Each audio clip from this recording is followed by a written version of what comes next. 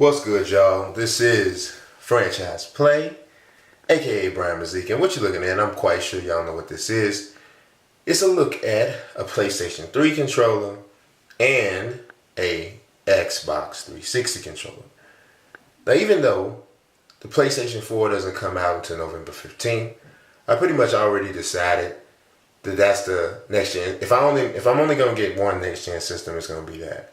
I haven't 100% decided that that's gonna be the only one I get, but if that is the only one I get, that it is gonna be a PlayStation 4. So, just in GameStop yesterday, or day before yesterday, and I was just kind of making a routine visit. Usually I don't buy games, I usually buy like the hardware or whatever from there. So of course that's why I'm trying to get my console for them. And I walk in there and they got PlayStation 4 controllers already for sale. So, being the idiot that I am, I had to do it. There we go. I had to get the PlayStation 4 controller, right? So the reason why I'm showing it to you like this is just kind of giving you an idea of, from a size standpoint, what you're looking at with the PlayStation 4 controller. From what I'm looking at, it looks like to me the PS4 controller is somewhere in the middle in terms of size between the PlayStation 3 controller and the 360. You see how they are kind of like moving in progression according to size, right? So let's check this out. Move those old boys out the way. Let's zoom in on this PlayStation 4 controller. Now I can tell you, obviously you guys can't hold it right now unless you go to a GameStop and try to crack one up out of the package or buy your own, you know what I mean? I can tell you it's light. It's pretty light. Not light to the point where it's like bothersome, but it's light. So I'll talk a little bit about the components or whatever, but let's flip this boy over. You see these here, this is like, you see it's like a mini, kind of like a mini USB port there. Same button structure, so if anybody's worried about that, nah, you don't have to be. Let's talk about, though, like the different components. They replaced actually some of the buttons here.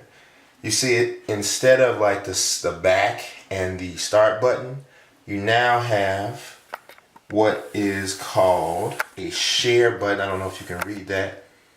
Probably can't.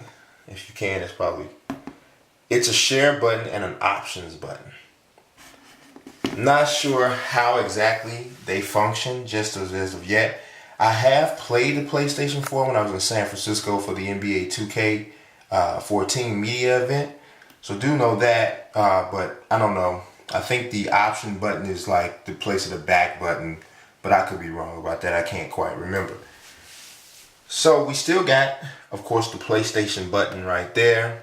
Everything else is pretty much the same. I kind of like the feel of the rubber here on the sticks, on the analog sticks. It's more like the 360 used to be, or is, or whatever. So y'all might like that. Some people might actually prefer the rubber on the analog sticks from the PlayStation 3.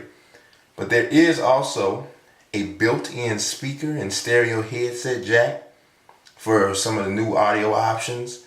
There's also a touchpad, that's what this is, that supports the multi-touch for some of the new gameplay opportunities that they have. And they also have the dual analog sticks and the shoulder buttons that pretty much keep it classic. Now the share button, according to the box here, says that it makes social interaction easy with instant gameplay video and screen uploads. We'll see about how that works, because there was some talk about whether or not you'd be able to like upload or whatever with the PlayStation 4, but I think we pretty much got that ironed out. I think I know how we're gonna go about that, but we'll see. Then for certain enabled games, this here is a light bar that combines with the PlayStation camera to precisely track the player's positions and movements. So I don't know if I mentioned that, but the PlayStation camera was there. Now I really debated on getting it. Both this controller and the camera are $59.99. So it's pretty much the cost of a game. I debated on getting it, and I probably am going to go ahead and drop down and get it because I'm starting to think 2K14, NBA 2K14 might actually allow you to do head scans of yourself and maybe use it in my career. I could be wrong, so it might be a gamble that I'm taking if I buy the camera too early, but I'm thinking if I wait too long, it might not be available. Because if you just think about it, the moment if 2K Sports announces that the head scan is going to be available for my career, cameras are going to fly off the shelf for PlayStation 4. They're going to fly off the shelf. So I was kind of thinking about getting in early on it, and then if I'm wrong, try to use it for whatever else they have available. Probably come in handy at some point. But if I'm right, boom, I'm in there early. So this is the PlayStation 4 controller for anyone who hasn't seen it. And y'all stay tuned for more videos. Peace.